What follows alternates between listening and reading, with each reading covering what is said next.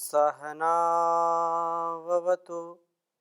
सहनौ भुनक्तु सह वीर्यं करवावहै तेजस्विनावधीतमस्तु मा विद्विषावहै। ओम शांति शांति शांति। वैदिक जीवन पद्धति की इस कक्षा में आप सभी का हार्दिक स्वागत है, अभिनंदन है। वेदो अखिलो धर्म मूलम, वेद सब सत्य विद्याओं का पुस्तक है। वेद का पढ़ना, पढ़ाना, सुनना, सुनाना तथा अपने आचरण में लाना हम सभी श्रेष्ठ जनों का, आर्यों का परम कर्तव्य है। हम सदा सत्य के मार्ग पर चलें, असत्य के मार्ग पर कभी ना चलें, सदा धर्म के मार्ग पर चलें, अधर्म की ओर कभी प्रवृत्त ना हों। जो हमारे लिए अत्यंत कल्याणकारी पथ है, उस पथ का आलंबन लें, उस पथ का हम सदा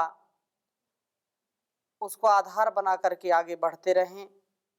जो सुपथ है, जो कल्याण का पथ है, जो धर्म का पथ है, जो आत्मोन्नति का पथ है, उस पथ से हम जब आगे बढ़ते हैं तो हमारा जो लक्ष्य है, जो हमारा ध्येय है, जो प्राप्तव्य चीज,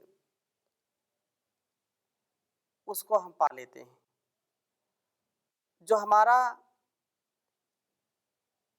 संस्कार है, जो हमारे पवित्र विचार हैं,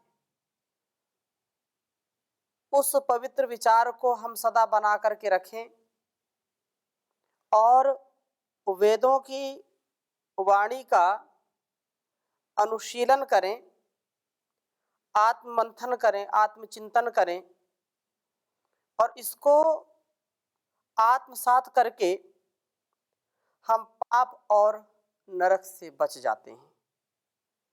क्योंकि जो सत्यवाणी है, जो कल्याणकारी वाणी है, कल्याणी वेदवाणी है, इसके ही स्वाध्याय से, इसके ही सुमिरन से, इसके ही दिए गए उपदेशों के आचरण से ही हम समुन्नत बनेंगे, उत्तमोत्तम गुणकर्म स्वभावों को पाकर के उत्तरोत्तर हमारी अभिवृद्धि होगी और हम लोकांतर, देश देशांतर के जानने वाले होंगे। आज हम बहुत सुंदर वेद मंत्र पढ़ेंगे। हमारे मन और वाणी में पवित्रता का आधान कराने वाला है, हमको पापों से बचाने वाला है, नरक से बचाने वाला है, ऐसा यह वेद मंत्र है। हम इसको धारण करें। पांचवें मंत्र को आपके समक्ष लिखता हूं, फिर चर्चा करूंगा। ओम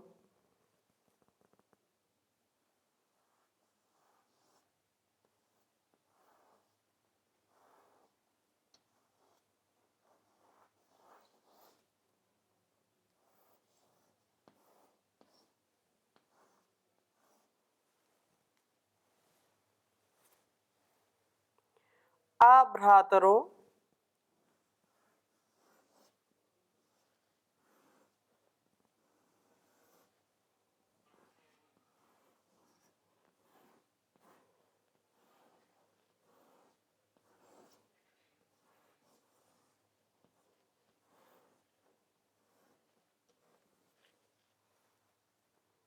न योषणो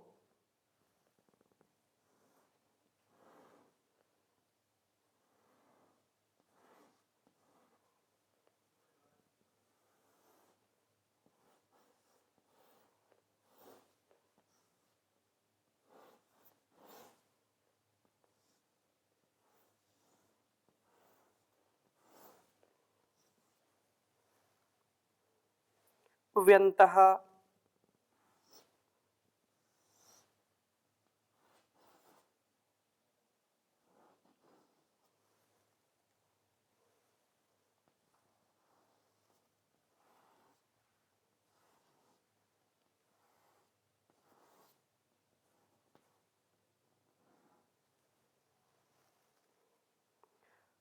पतिरिपो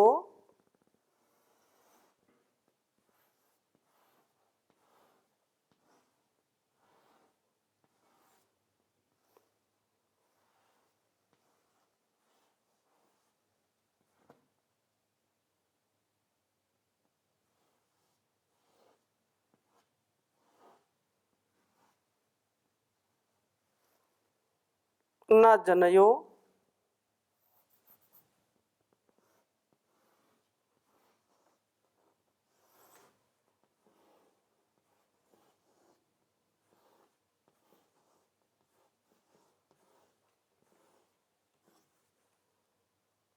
पतिरिपो न जनयो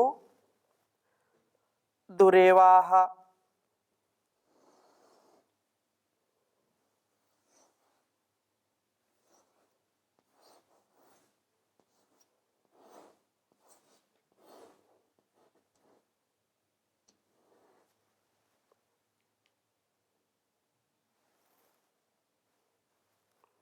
पापासः सन्तो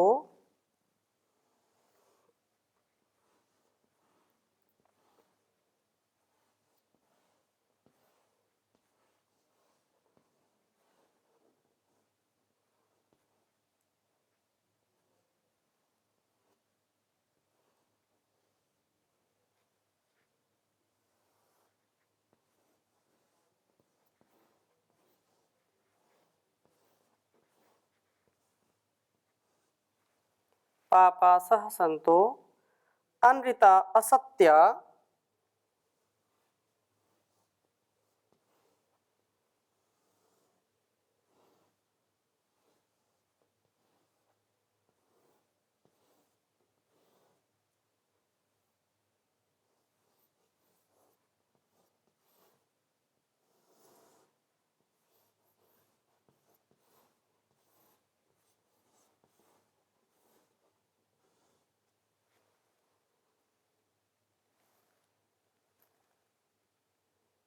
इदं पदम अजनता गभीरम।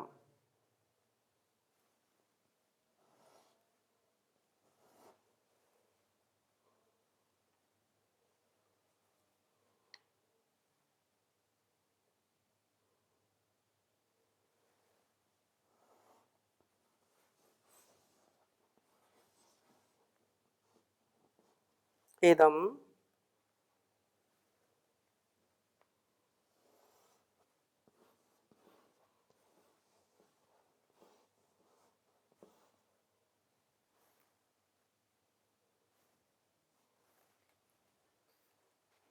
पदम जनता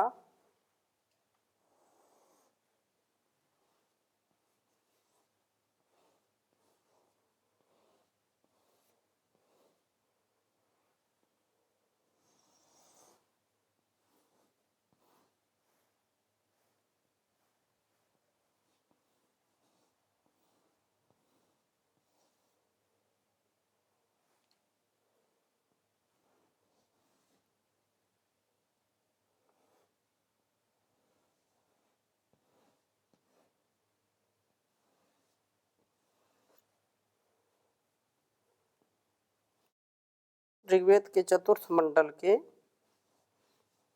5वें सूक्त का 5वां मंत्र यह है।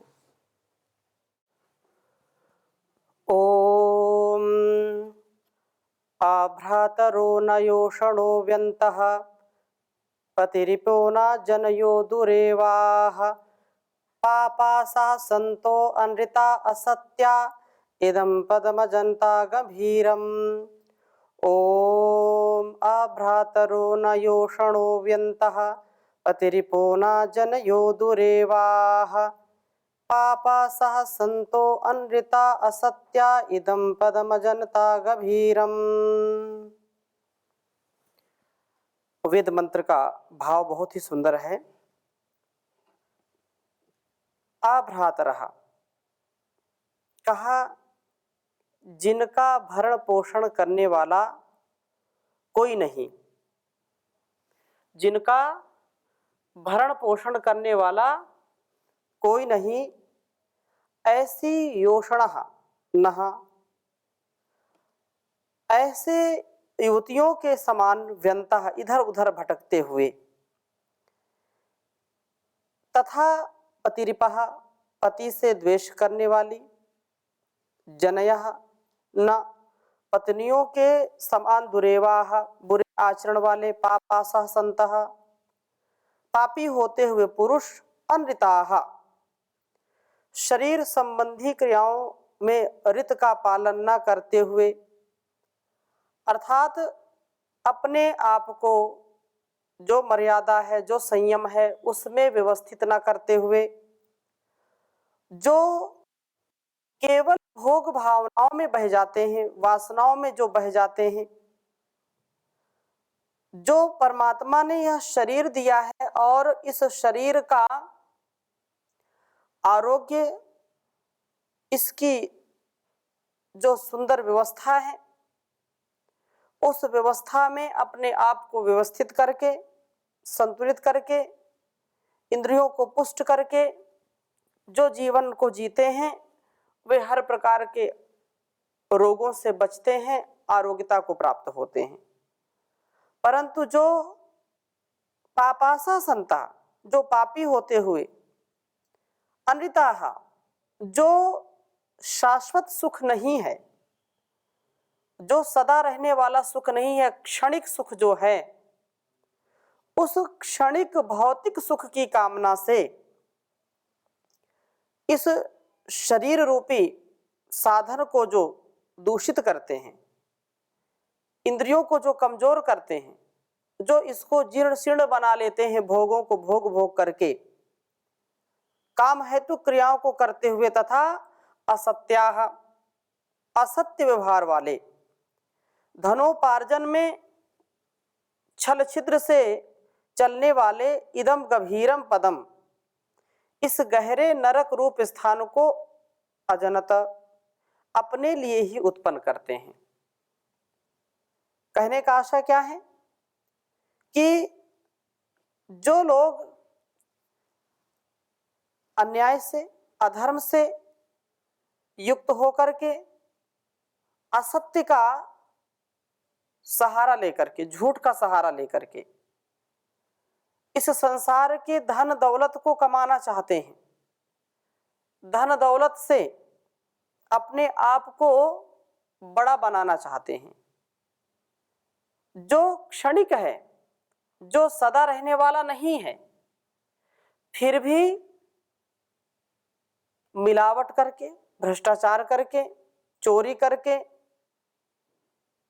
दूसरों का हिस्सा लेकर के, दबा करके, साम दाम दंड भेद जो अपना करके दूसरों को अन्याय पूर्वक दूसरे का धन हड़प लेते हैं, ऐसे लोग नरकगामी होते हैं। वे नरक का द्वार अपने हाथों से ही अपने लिए खोल देते हैं। इसलिए पापासा संतो अनृता असत्या, हम वह कार्य करें जो शाश्वत का सुख देने वाला है, जो शाश्वत आनंद को देने वाला है। क्षणिक सुख की कामना में, भोग भावना में, वासना में हम ऐसे बह जाते हैं कि हम उस दीर्घ सुख या शाश्वत सुख का ध्यान नहीं रख पाते, और जिससे पशु से भी हमारा निचला स्तर हो जाता है। पशु पक्षी तो अपने नियमों में बंधे होते हैं, उनका जो संयमन है वह व्यवस्थित है, परंतु मनुष्य यदि अपने इंद्रियों पर नियंत्रण नहीं रखता है और जो इस प्रकार से इधर उधर भटकते हुए, जैसे किसी के घर में यदि गृह स्वामी नहीं है, पति नहीं है, तो उस परिवार में अनुशासन नहीं होता। ऐसे अपवाद में बहुत लोगों को स्वयं अपरिचित होंगे सभी कि घर का जब मुखिया नहीं होता तो अनेक प्रकार की समस्याएं खड़ी हो जाती हैं।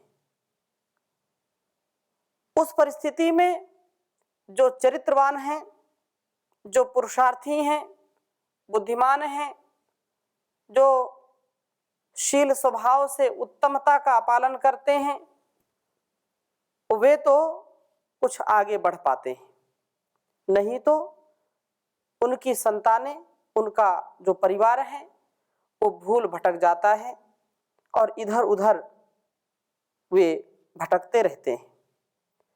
तो जो एक स्थिति ये है। दूसरी स्थिति ये है कि पति रिपहा, जो पति से द्वेष करने वाली जनया न पत्नियों के समान, अर्थात जो सच्चे स्वभाव से युक्त नहीं है, ऐसी धर्म पत्नी भी यदि अपने पति के प्रियाचरण में नहीं वह चल रही है तो वह भी असत्य का, अनृत का मार्ग चुन करके इस भौतिक सुख की कामना से जो अपने स्वकर्तव्य का पालन नहीं करते वे भी नरकगामी होते हैं। इसी प्रकार से यदि पति भी अपने पति धर्म का पालन नहीं करता है, पति पत्नी के संबंधों में यदि पावित्र्य नहीं है, स्वभाव में ही यदि कुटिलता है दोनों में किसी का भी, चाहे पति हो या पत्नी, तो वह दाम्पत्य जीवन कभी ठीक नहीं चल सकता है और दोनों ही नरकगामी हो जाते हैं। पति पत्नी का संबंध इतना पवित्र होना चाहिए और होता है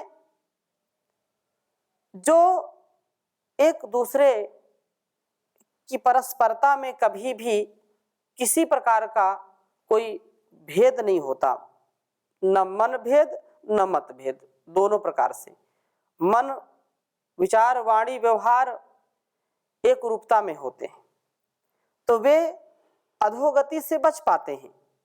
परंतु जो क्षणिक स्वार्थ में, चाहे पति हो या पत्नी हो, क्षणिक स्वार्थ में, क्षणिक लाभ के लिए, क्षणिक सुख के लिए, जो दीर्घकाल का, जो दीर्घकालीन हमारा इस संसार और इस शरीर को पाकर के जो उद्देश्य है उसकी पूर्ति के लिए यदि हम काम नहीं करते हैं, आगे नहीं बढ़ते हैं, तो यह भी हमको पाप की ओर ले जाने वाला ही कार्य हो जाता है। अतः निसंदेह हमको वेद के इस मंत्र का जो भाव है उसको समझना चाहिए और निसंदेह ऐसे स्वभाव से हम युक्त हों जो हमको नरक की ओर ले जाने वाला ना हो। जिन युवतियों का कोई रक्षक नहीं होता उनका आचरण विकृत ही हो जाता है, यह बिल्कुल सत्य है। युवावस्था में यदि माता पिता, भाई बहन, गुरु या जो भी बड़े होते हैं, यदि उनका सानिध्य नहीं मिलता है तो अधिकांश प्रायः ऐसा होता है कि युवा अवस्था में, असहाय अवस्था में उनकी जो तूफानी विचारधारा है वह उनको पाप की ओर ढकेल देती है, उनको नरकगामी बना देती है। इसलिए माता पिता, गुरु, आचार्य, भाई, घर परिवार, यह संसार यदि हमको संस्कार ना दे तो हम पतित हो जाते हैं। सब मिलकर के एक संतान को, चाहे बेटा हो या बेटी हो, उसके पालन में, उसके निर्माण में सैकड़ों हजारों लोगों का हाथ होता है। इसलिए असहाय नहीं रहना चाहिए, दूसरों का सहयोग करना चाहिए। अब जिनके दुर्भाग्य से, जिनके माता पिता का साया उनके जन्म लेते ही उठ जाता है, उनकी छत्र छाया नहीं मिलती है, तो यह बड़ी विडंबना है। जिन संतानों को माता पिता का, भाई का, परिवार का स्नेह प्रेम नहीं मिल पाता है, वे जीवन में बहुत संघर्षशील होते हैं, बहुत संघर्ष उनको करना पड़ता है। और अपवाद में ऐसे लोगों को भी हम देखते हैं कि वे संघर्ष करके जीवन को दिव्य बना लेते हैं। परंतु अधिकांश यह होता है कि जिनके रक्षक नहीं होते हैं, जिनकी सुरक्षा नहीं हो पाती है, वे अधिकांश लोग चाहे युवा हो या युवती हो, जिसको कोई टोकने वाला नहीं है, वे अक्सर पथभ्रष्ट हो जाते हैं, भटक जाते हैं, नरकगामी हो जाते हैं। सौभाग्यशाली वे लोग हैं जिनके माता पिता, जिनके बड़े, जिनके गुरु उनको समझाते हैं, डांटते हैं। सौभाग्यशाली लोगों को ही डांट मिलती है, उनको ताड़ना मिलती है, क्योंकि ताड़ना से ही निर्माण है, बंधन में ही सृजन है। यदि बंधन नहीं तो सृजन नहीं। आज का जो वातावरण है चारों ओर, स्वतंत्रता का नहीं है, स्वच्छंदता का है। माता पिता की भी बात नहीं मानना, अपने से बड़ों की बात नहीं मानना, गुरु आचार्यों की बात नहीं मानना और नए नए एक्सपेरिमेंट करते रहना, जिससे अल्प आयु में ही अनेक रोगों से ग्रस्त हो जाते हैं, दुखमय जीवन हो जाता है। वे कभी भी इस उत्साह से, इस पवित्र जीवन से कभी कुछ ले नहीं पाते हैं, निष्कलंक जीवन नहीं जी पाते हैं। अतः वेद का संकेत यह है कि हम अपने से बड़े जो है उनकी रक्षा, उनकी सुरक्षा के अंदर रहें और बंधन को स्वीकार करें, क्योंकि बंधन में ही सृजन है। बंधन में यदि माँ के गर्भ में 9 माह संतान बंधन में ना रहे, उसका निर्माण नहीं हो सकता है। यदि हम समाज के बंधन में ना रहें, समाज के नियमों में ना रहें या संविधान के नियमों में ना रहें, तो हमारा घर, परिवार, समाज, राष्ट्र बिखर जाता है। और जो बंधन को स्वीकार करता है, उसका स्वभाव, उसका जीवन निखर जाता है। तो हमको निखरना है या बिखरना है, निर्णय हमको करना पड़ता है। इसलिए इस वेद मंत्र में यह बात कही है कि इसी प्रकार से जो पति द्वेषिणी स्त्री कभी सदाचार संपन्न नहीं हो सकती। जो अपने पति से ईर्ष्या करती है, द्वेष करती है, वह भी कभी सुख और आनंद को नहीं प्राप्त कर सकती। उसका जीवन कभी भी शांतिमय नहीं हो सकता है। इसी प्रकार से केवल पति की बात नहीं, पत्नी, यदि कोई व्यक्ति पति का कर्तव्य निभा रहा है और पत्नी से द्वेष करता है, तो वह भी कभी सुखी नहीं रहेगा। दोनों के लिए यह बात समझ लेनी चाहिए। तो सदाचार संपन्न नहीं हो सकती वह, इनकी तरह इधर उधर भटकने वाली और अलग अलग असत्य व्यवहार करने वाली हो जाती है। इसलिए जो स्नेह, जो प्रेम, जो वात्सल्य, जो कुछ भी एक परिवार के अंदर हो सकता है, पति पत्नी, बेटा बेटी, पुत्र पुत्री, गुरु शिष्य, ये सब हमको ऊपर उठाने के लिए होते हैं, ऊपर बढ़ाने के लिए होते हैं। अपवित्रता से, अशुचिता से, कलंक से बचाने वाले होते हैं। तो एक दूसरे का सहारा लेकर के जो लोग आगे बढ़ते हैं, वे कभी भटकते नहीं हैं, इधर उधर उनका भटकाव कभी नहीं होता है। अनृत व असत्य जीवन वाले जो होते हैं, वे नरकगामी होते हैं, नरक उनको भोगना ही पड़ता है, ये अधम गति को प्राप्त करते हैं। अतः अनृत व असत्यमय जीवन से व्यक्ति नरकगामी होता है, उसको कभी भी उसकी प्रगति नहीं होती है, उसको दुर्गति मिलती है। यदि हमको जीवन में सद्गति की प्राप्ति करनी है, प्रगति हमको करनी है जीवन में, तो हमको सदा सर्वदा सर्वत्र वेदानुकूल जीवन जी करके और हमारे बीच में जो हमसे बड़े ज्ञानी हैं, जो अनुभवी हैं, जो गुरुजन हैं, माता पिता के रूप में हैं, या परिवार में जो भी, समाज में जो भी बड़े सयाने लोग हैं, उनकी सन्निधि में रहना, उनके मार्गदर्शन में रहना, और ऐसा जो जीवन जीता है वही आगे बढ़ता है, वही उन्नत जीवन जीता है, स्वर्गमय जीवन जीता है।